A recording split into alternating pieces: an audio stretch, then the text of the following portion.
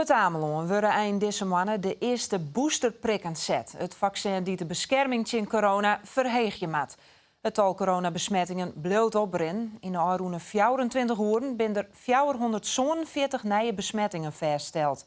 Om het tal ziekenhuisopnamen en sterfgevallen te beheinen is de GGD dwaande met de boosterprikcampagne. En op een redactie staat verslagjouwer Lars de Leeuw. Lars, waarom zet die campagne eigenlijk uiteen op het Ameland? Ja, dat had ermee te krijgen dat de GGD Friesland al importeerde wie mooi het Ameland voor een zogenaamde veegactie. Een veegactie is ons het vaccineren van mensen die nog geen prik hadden hier op het Ameland, dus die de eerste of tweede prik nog hebben moesten. En toen zeiden ze, dan kunnen we wel tegelijk voor de orenmensen een boosterprik tatjen. En dat is logistiek handig, want dan hoeven we maar één keer naar het Ameland.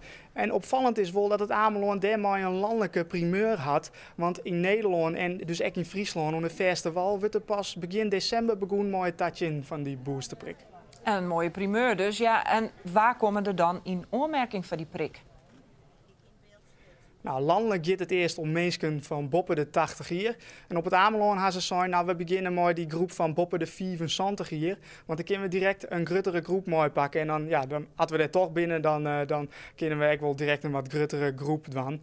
En in principe gaat die boosterprik van mensen boven de 60 jaar. Dus elke die boven de 60 jaar, die krijgt in kwart een uitnodiging op het doormat voor die boosterprik. En nou is eigenlijk een vraag die is een heel soort om die heen is. Waarom dwort het zo lang voordat er begon wordt in mei die boosterprik? Ja, je zou inderdaad zeggen, dat is nu voor dat nou nog net kan. Want we hebben eerst die hele vaccinatiecampagne al gehad. Heel Nederland had ze wat al een prik gehad. Ja, net als de GGD had dat er mooi te krijgen dat het toch wel dreig is om zo'n campagne nou weer op een nij op te zetten. En dan mag je stinken aan het zieken van nij personeel. We hier een heel soort mensen.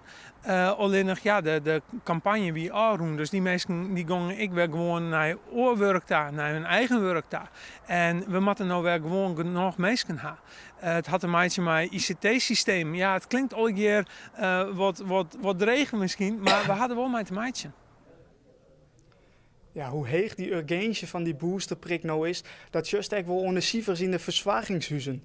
Wikileaks Joert had Noorderbreedte bekendmaken dat er 15 bewenners besmet binnen met het coronavirus. En ook zelfs 30 personeelsleden hebben het virus nou op het stuit. En ze dienen dus echt een neetjalp van kom op met die boosterprik, jou is die boosterprik, want dan kunnen we misschien uit deze crisis komen, ook in de verzwaringshuizen. En ook de GGD Friesland, die maakt het haar wel zwaar over die situatie in de verzwaringshuizen.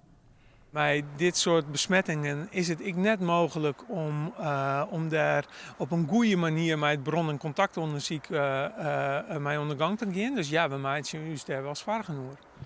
Ja, zij ze dan kom op met die boosterprik. Is dat inderdaad dan de oplossing?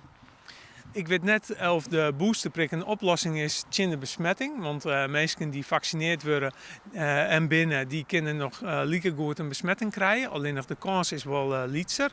Dus het helpt altijd.